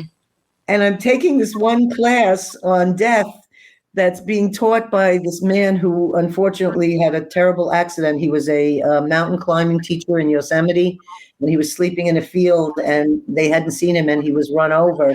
So he was left as a paraplegic, a beautiful man, 6'2" or something. And he's giving his talk, and he's talking about the things. And all of a sudden, I just start crying in the back of the room. And my friend I went with said, "Why are you crying?" And I said, "I think that man was with Ricky when he died." And she said, "Go up and ask him." I said, "How can you ask somebody a question like that?" So I'm sitting in the back here. "Oh, were you with my friend when he died?" Right. So she kept encouraging me. She said, "Gail, when you have a feeling, you have to follow through on this." So I went up to him and I said, I know this is strange, but there was a friend I dearly loved, Ricky, and I was wondering if you knew him. And he said to me, not only was that an incredible experience for me to be with him on his death and with his death, he said, but I wrote an 8-page paper about it on dying of AIDS, because back in 1984, there was not a lot of study going on. It was just beginning. Yes. And he was working for Shanti, which was an organization to go and sit and help people who were dying of AIDS. And so he wrote this paper, and it was sent around the world to all different other places for people to read about the dying AIDS experience. And when he gave me the paper and I came home and read it, and I'm reading page, word for word, and then it comes up to him saying he'd had enough, he'd suffered long enough, this was the time, he was taking off the respirator. So he was on a respirator, and he wanted to die of his own breaths, of what was left that he could breathe without it. And he taught me back then, I'm sorry if I start to cry, but I get very emotional about this. Just start to cry. I'm going to start to cry. He taught me that true connection knows no distance, and that you can be 8,000 miles away from somebody and still be there with them while they're dying and assist them and go with them and say goodbye. And you don't have to be sitting next to them holding their hand. And it was a great teaching. And I'm very, all these lessons are teachings.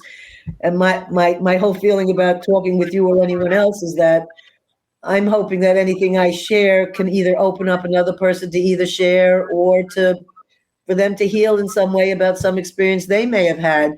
Because that's really, all these psychic things and all these things they're studying, this is nothing new here. They were doing these things as Russell held up a book in a talk we just had about the year 800 when they were writing about remote viewing, really. Right. It's true. It's true. It's true. And it's that we are all one and we are all connected. Exactly. And these lessons teach us these things. I mean, another person could say, oh, it's all made up, but I know what I experienced and I know how real that was. Mm-hmm. Sometimes it takes the experience to bring about the belief. Certainly we've had experiences ourselves that just made us go, wow, I thought maybe that could happen, but when it really occurred, you say, wow, look at that. That really is real. Look at what happened there. There's no rational, left brain reason for that to have actually occurred. It's all on the right brain. I'm like, well, this is like that spoon bending. Mm. I kept hearing about Uri Geller and the spoon bending thing and everybody's with the spoon bending. And I'm like, what do you mean? Like, I didn't even understand the concept.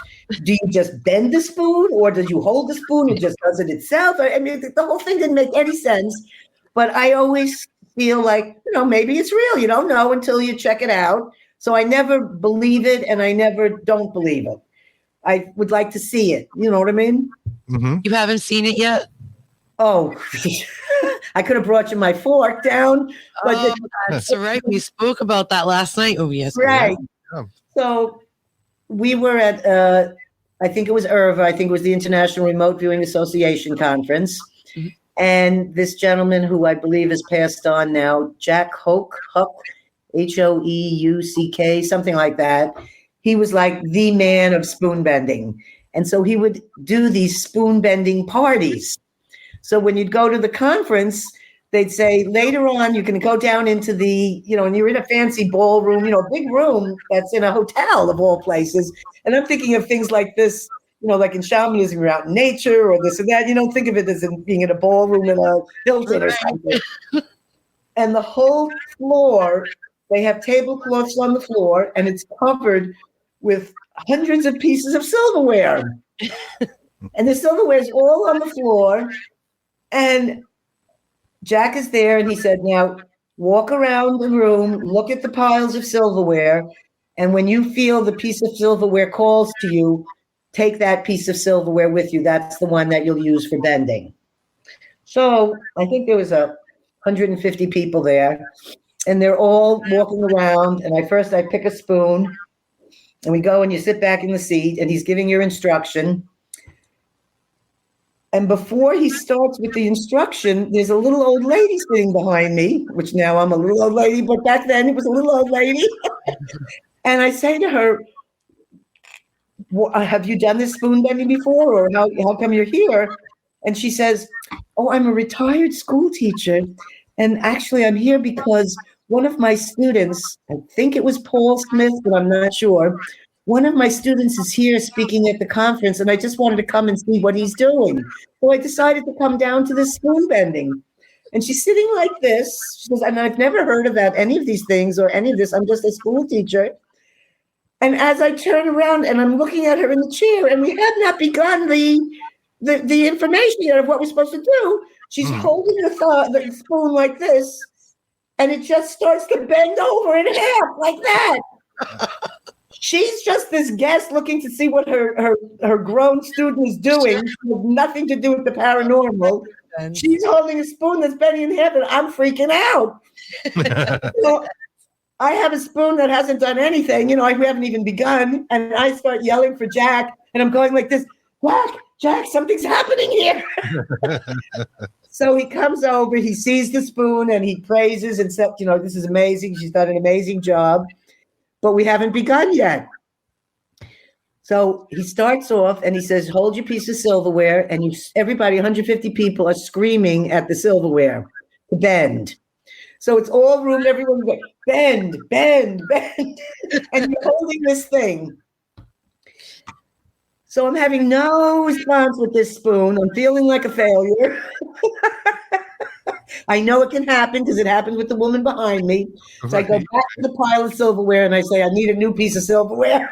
So I'm looking at the silverware and I say, is there anyone else here who could call to me? And a fork jumps out at me. Pick this fork. So I pick the fork and I go back and I do what he says. And I'm sitting in the chair and I'm focusing, intent. And I start rubbing the part of the metal on the fork, and I've got it like this, and I'm rubbing it like this. I'm sorry, it's upstairs, otherwise I'd have it for you. And all of a sudden, like he says, there's this moment, and the best way I could describe it is that the metal turned into fluid. Like it became like liquid, like all the molecules or something. And I'm not a scientist person, but it was like molecules were jumping around. And I knew that was the moment. And in that moment, I just took the fork and I twirled it around and around like this. And then I touched each tongue and it just melted down like that. Wow. If you want to see the fork, there's a story about it called Spoon and Fork Bending. And there's a big picture of it on the Medium site, which I think you have down here at the medium.com. Yep. So anyone who wants to see the fork story, you can see it. It's right there. And I brought it, of course, I had to have my scientists inspect it. I had to have Jack inspect it to make sure it wasn't like a fake or somehow it was a inner thing.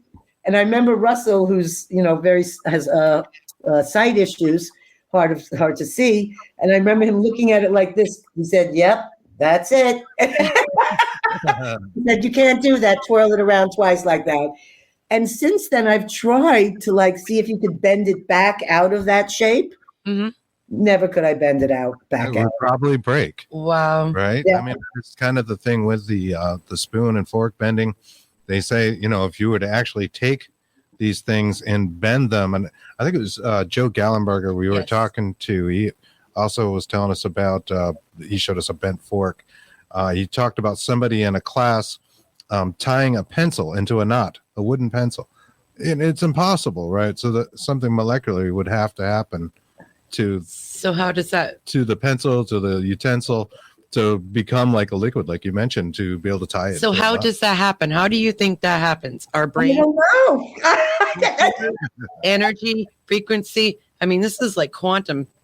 I have no idea, except that I can tell you it truly felt like liquid. Wow. And you had to feel that moment. Like, I don't know if I would have said, oh, it feels like liquid and just sit there and not touch it, whether it would have solidified again quickly. I'm not sure. But I did come home and lay out silverware. And for a little while, I had my children, doing spoons. We were all yelling at spoons. And then, we kind of go through these phases. My children put up with all kinds of things I bring home to do. Until they get to a point where they draw the line and they say, now you've gone too far, Ma. I brought home an Australian medicine woman who was traveling the world, teaching how to make power tools from animal skins and animal parts. Okay. And I invited her to stay with us for 10 days. And my daughter came home from school and she was on our kitchen table. I mean, it was covered in plastic and everything, but she was at our kitchen table fully skinning a raccoon and the eyes were popping out just as my daughter walked in. Oh my God. Now, Ma, you've drawn the line. You've gone too far. Things that are seen in this household that the neighbors definitely are not up to.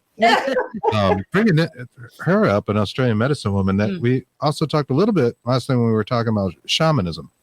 And did you want to tell us how you got involved with shamanism and how that came about? Well, I have to say I think there was a planted seed, and then the fact that I was involved in, and all these things connect, and they all end up going back either to the Institute of Noetic Sciences or somebody Dean or Russell introduced me to, and then something else happens. Sure. So 2 things happened. Russell took me to Ingo Swann's to meet him in New York, and which started up a nice friendship, and I visited him a few more times, but I would write and call him and stuff. And he was a very nice, he's an intense man, but we had a very nice thing over Gerber daisies. I knew exactly, I went to bring him an arrangement of flowers, and I was sitting there and I'm saying, I have to know which is his flower. And it was at one of those New York flower corner places, because I don't like to arrive at someone's house without bringing something for them. So I said, I'm going to bring him these Gerber daisies.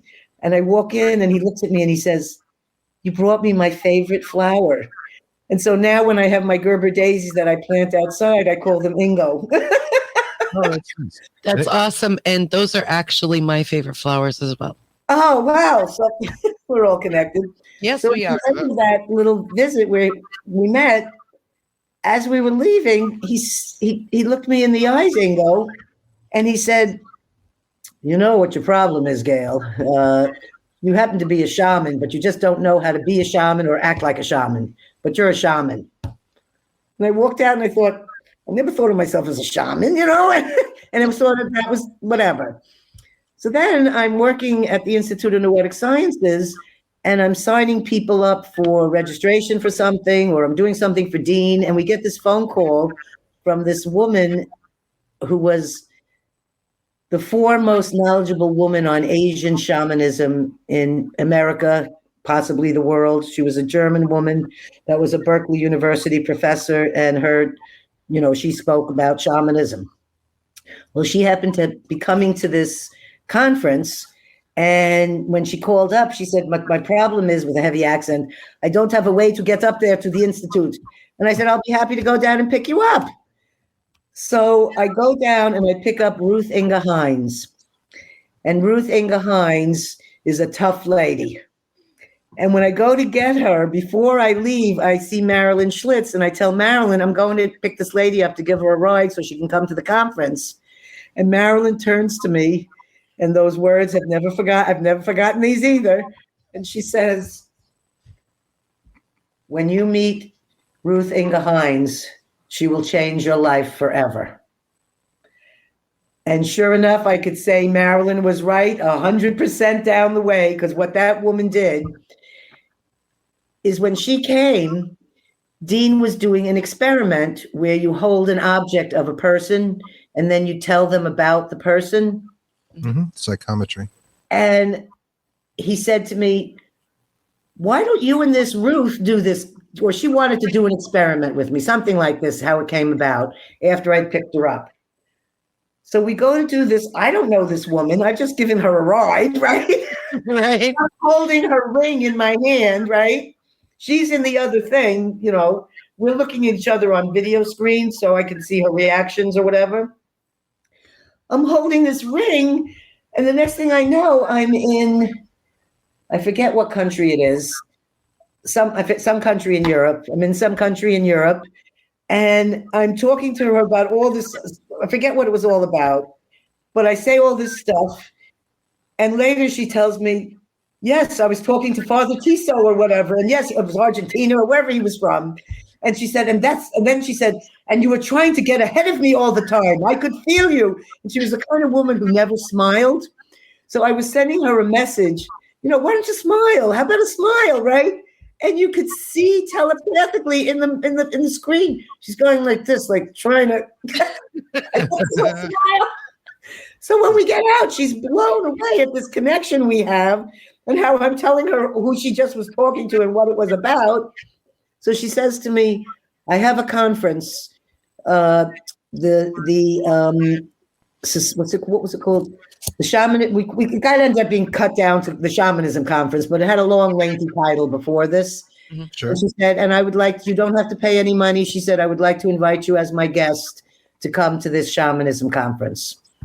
So she invites me to this conference that I didn't even know existed, but it went on for 30 something years. So this was not a small time thing. By the time I was going, it was the 22nd year or whatever ever of it. And this single woman would organize, run, register every single thing without any help. Into her 80s, she did this. And she would have shamans from all over the world that would come here. Because how many people, like now it's becoming more popular, but back then, how many people had a shaman conference? Where you can have shamans from Laos, shamans from Vietnam, shamans from Siberia, shamans from Ecuador, all in one room. Right. And each one sharing their amazing drums or clothing or song so that's where I got exposed to shamanism. So it's 2005, and she says to me, and by then I'd actually become her. I never was a teacher's pet. I was always being yelled at, but this was the only time I'd been a teacher's pet because I had the right one. You know what I mean? When in math, I was in the, being sent to the dean, But in this, I was the teacher's pet. And so she only allowed everyone to speak in her conference for 20 minutes. And at 20 minutes, she cut you off. She didn't care what you were saying or what was going on. I was allowed to speak for 40 minutes. Wow. That was when I discovered that she liked me, because she encouraged me to get up and talk. And I had never spoken out. And she said that I had things to tell people and that I needed to get up there. And I was so nervous to speak or do any of this.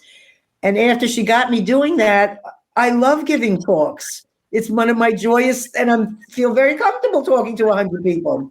That's great. So she says, we have these Mongolian shamans that have arrived. And I said, yes. And she said, but this is what I'm saying. She's demanding. She's not talking in a kind voice like this. She's a commanding German woman that's very tough. And she was she was on the stage in Dresden, and she was an amazing lady. Achtung, yeah. Yes. So she says, you go upstairs to the shamans. You tell them what time they have to be on stage here to give their presentation. You help them unpack their luggage, get them some food, get them settled in. We don't have a translator. Oh my gosh. That's So I said to her, how do I communicate to Mongolians? And she says to me, she goes, what? You will do it. You will do it. So I go upstairs this is in like a place where nuns go and do study and stuff. So there's these little, very austere rooms, and each person gets a little room with just a sink and a bed. And that's where you sleep during the 3 days of this shaman conference. So you can have nighttime fires and singing, and amazing things happen in this place. So I go there, and here's this huge man named Zorix Batar. He's hundreds of pounds. He's covered in all shamanic clothing. And he's got this big suitcase there. And I'm trying to tell them that, you got to do a presentation. And I don't know how to say presentation. And I'm trying to say this. I'm trying to give them food. I'm doing my best. There's 6 of them. So I try to do the, let's get your clothes put away because then we'll be ready to go to the conference, la, la, la. I open up his suitcase, and it was a Samsonite that had been covered in leather with paintings of horses and all Mongolian scenes all over on the outside. It was beautiful.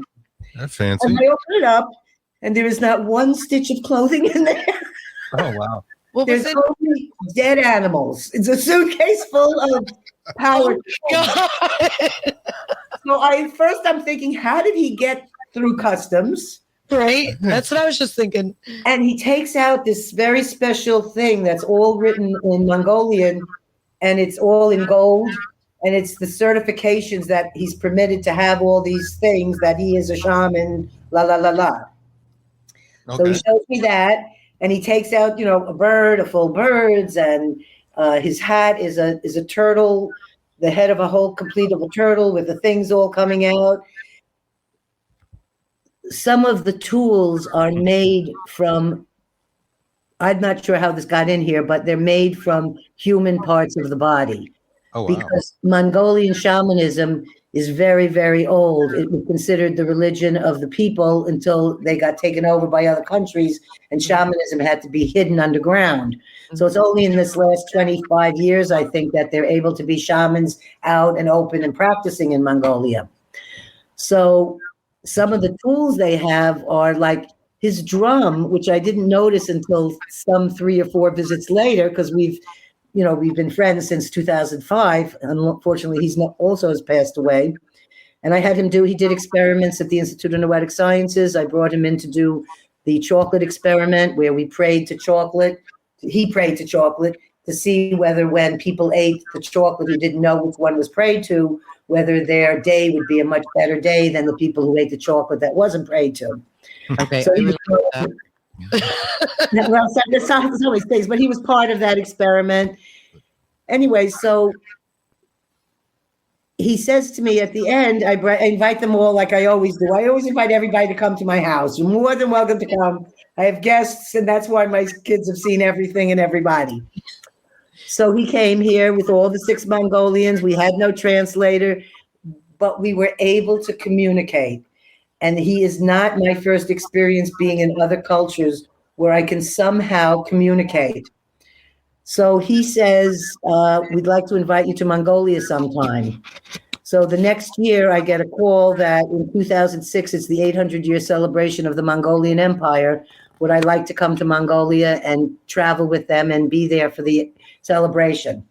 So I did, and I have many shamanic experiences that happened there. But I went again in 2010 or 2011, and I brought my family.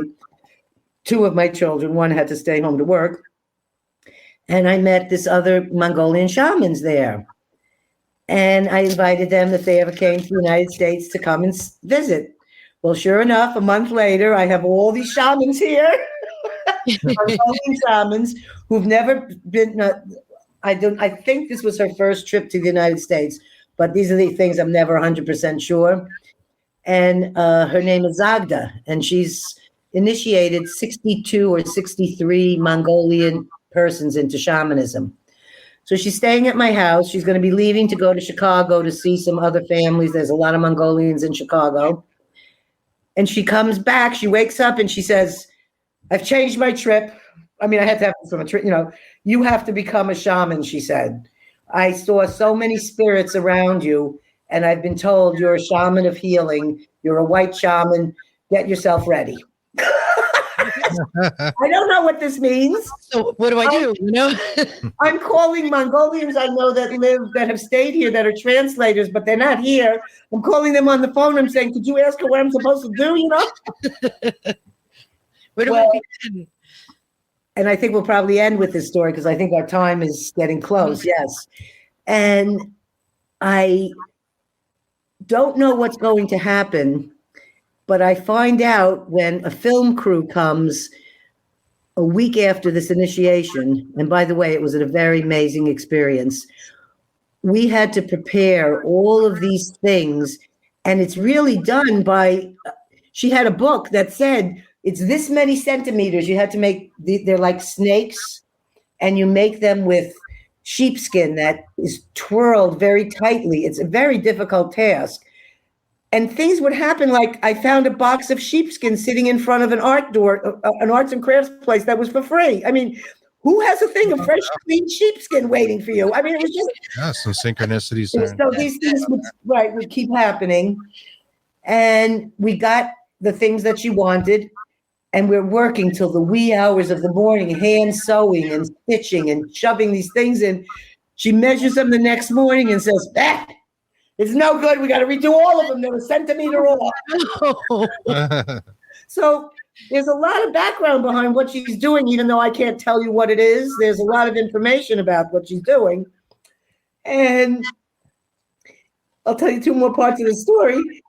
She tells David, my husband, that it's very important for him to go bring home, we need dried horse shit. Oh, come on. We must have horse shit. And I live on 15 acres with a giant hundreds and hundreds of year old redwood tree. And she said, this is where the ceremony will be. Invite all your family and friends. Of course, we had, 4 days notice. So I couldn't, I didn't know who was going to even come to such a thing, right? We didn't even set up a camera. We should have filmed this. It was 6 days of preparation, about 7 hours of initiation. And she tells David, we need this manure. So he's so proud. He knew a place down the road where neighbors have horses, but he's a black man and he's imagining somebody's going to either shoot him or he's going to get arrested because he's going over the fence stealing the horse manure. So he has his phone going up saying, I'm just here, Grab some poo. He's so proud of the job. He comes back to Zagda. She's in the kitchen here. and he's got this proud look on his face, and he's got this little handful, like a shovel's worth of manure. And she looks at him and she says, "What? This isn't enough, man. What?" She was all in Mongolian, but we knew she was not sad. She was very dissatisfied. And she tells him, "Get in the car." She knows where there's manure. So they get in the car, and we had taken her for a walk. We spotted underneath somebody's lovely rose bushes how they had all the nice dried horse manure. Mm-hmm. I need to go back to these neighbors someday to tell them we're the ones who took it. So he gathers up garbage bags full of manure, not one little patty. And then they're then used in the ceremony, because in Mongolia, that's what they use for fuel in their wood stoves, is dried patties, from animals. Sure. Yep. So she's got them burning all around the circle of the redwood tree in abalone shells. That's why she needed so much of this stuff. But the look on David's face when he thought he was so proud and he really hadn't done the thing. Then she looks to me and she says, "Oh, I need this very important something, right?" Holy shit, excuse me. I go upstairs and I bring down, and I have a bags full of different things that shamans have given me through my life here. Mm-hmm. And I bring her this little bundle of herbs. And she goes like this. She could not believe I had this rare herb from Siberia that had been given to me that's very important in this initiation, and she didn't have any of it. Wow. And I gave that to her with her not even asking me and me not even knowing which bag of herb I should. So when these film crew came 2 weeks later, some young students from UCSF, they were Mongolians, and they did I have a little bit of YouTube of it. They did a film called Mongolian Shamanism for their class. They came and interviewed us, and that's when I found out what went on during the ceremony, because I finally had an interpreter, and this was a week later after we'd done everything. Mm-hmm. So he asked me, what was it like to do a ceremony with someone that you couldn't speak the language? And I said, I would just know these things. I would just sort of do the thing. And I said, but how did she know what was going on for me? So he'd asked her in Mongolian, and then I found out. She said it was amazing. She said she would just think, and Gail would just pop in her brain, and there would be the answer. And so she said that the way we communicated was that I would be popping in her brain. So it was a very powerful experience, and I can attest that my son said when he saw me, he knew I had been in an altered state of consciousness, because I had to drum, sing, chant, and play the jaw harp, which I happen to be very good at for some reason, according to the Mongolians. And it was 100 degrees out, and I cannot take the heat. And I'm wearing all this heavy clothing and animal furs and all of this stuff. And I have no idea that it's hot out. I have no idea that there's all these people here. And when I was in Mongolia, she had whipped the people that we were with, including myself, as part of the shamanistic. In any shamanic healings or cleansing, there's often something done to, whether it's loud sound, it's things to remove the negative energy. So whipping was one of her methods. And after having been whipped once, I really didn't want to be whipped again, even though I was gently whipped. And my children were sleeping when I said, "Kids, you missed me being whipped yesterday. You could have had a joyous fun, watching your mom get whipped." I said to her, when we were doing this, I said, "Whatever you have to do," I said, "I don't want to do the whipping." Well, I didn't know I traded the whipping in for scolding. And before all your clothing is being like blessed, everything before you become the shaman, she has to cleanse your body, soul, aura, whatever things you want to say of these things before you can become this shaman. So here's my mother, who's, like 80 at the time, my niece and her 2 little boys, and some other different people, that 1 or 2 who I didn't even know. There's about 12 people sitting there watching this thing go on. And she says, "You stand right here." And for 6 hours, she had these rocks that had been at my house that were put into a bucket and had to be in a fire. They were in a fire for 6 hours so that the rocks had been burned for that many hours by someone who had used to have been a therapist of mine. And so he was in charge of the rocks.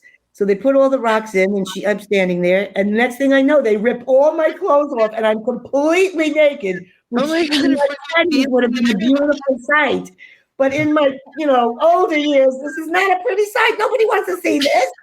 And she has me standing squat like this over this pot filled with these big, heavy rocks, and she's pouring vodka on top of the steaming rocks. Oh my God! And when the vodka and the waters hit the burning rocks, sure, the steam that comes up is so hot that it burns you like. And I'm naked, so it's going up my crotch and my thighs. And I let out a scream that my mother didn't know what. Right. So I didn't realize that when I don't know, at least with whipping, I probably would have had my clothes on, So for the rest of that evening, every now and then she would just come up to me and pull my dress up and she'd look at my thighs and she'd pat them. She'd, oh, it's okay. Oh, good. They were bright red, needless to say. Imagine. And it was just that you don't know that. I mean, it's a surprising thing when you don't know that's going to happen to you. Sure. And then after that, I was allowed to be dressed in all the shamanic clothing. And it was truly an altered state of mind experience. And I'm incredibly grateful that she decided to do that for me. And it was an honor. I'm her first American person that she ever initiated into shamanism. And she's a very well-known, famous shaman in Mongolia. And so when you leave, one of the things of the preparation, and again, my wonderful husband was part of this. I can't do art or any of these things. You have to draw a cloth. She gives you this thing, and she says, you must draw children on each one. And you have to draw a child on each thing. And David does the drawing, and she looks at it, she says, what? No, they have to have hats and shoes and this and that, so complete detailed drawing. And he made a beautiful thing. And it was hung up in the redwood tree as high as it could be. And she takes that back with her. And every shaman that she has initiated, she has this cloth hanging in her home of the different things that were drawn. So his work and that ceremony is now back in Mongolia. Oh, that's really neat. And really fascinating. Yes. I'm going to have them on my podcast because we're going to do a Zoom from here to Mongolia, and they will be my guests, but I will have an interpreter. We'll be looking for that. Yeah, we would imagine that'll be pretty much anywhere where you can get podcasts. It's going to be called Comedian at Large with Hayssen. With Gail Hayssen. And it's going to launch sometime in August, probably towards the end of August. Excellent. And I know we talked about a few of the interviews you might already have prepared for that. So we're very excited. I will absolutely add that to my playlist. You're absolutely fascinating, Gail. Yeah, compliments out here. We have a lot of comments saying you would be the hoot at a party. I love this woman. How do you see those comments? Yeah, they're there. We get a good portion of them. Some of them don't make it through our software. It just depends.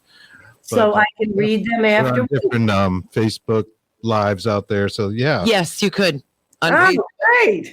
Oh, and that was a question for me too. Was I had friends that wanted to listen to this, and I really didn't know how to tell them to do it. And I was wondering how would I tell them to do that? I guess after. I'll send you a link. Okay. Yeah, you can just give them the link, and it'll play. Wonderful. So that's great. We really appreciate this. Thank you so much. The shaman topic is a topic that I think we could go way more in depth and I find fascinating. And maybe we can do something again in the future and have you back on to tell us more about shamanism, because I'm sure that's of interest to a lot of our listeners out there too. Well, I would love to. You're my first Michelle's show. We broke the chair. That's it. Yes. And I was sort of like, well, I don't know who these people are. La la la. I feel like I've known you for a long time. It feels like a wonderful connection. It And this felt is so awesome. wonderful It to meet you does. last night and today, and your husband. You guys are just Yeah, you guys are wonderful. great. You guys And are great great together. We And definitely please have- tell him we appreciate him coming on as well. And the app is ESP Trainer Yeah. from him, and as well as is it Stargate Trainer? I have it, but Yes, Stargate Trainer. I think it's called Stargate Trainer. ESP You trainer. wanna check those And out. ESP Trainer and Stargate. What's this? Stargate ESP. Stargate ESP. Right. It has that I. Well, I can't figure this out, but Yeah, that's pretty good. icon with the eye on it, like you Phone see. died, and we have my it. phone though. actually died. I was going to hold it up and show Yeah. myself. Of course they did.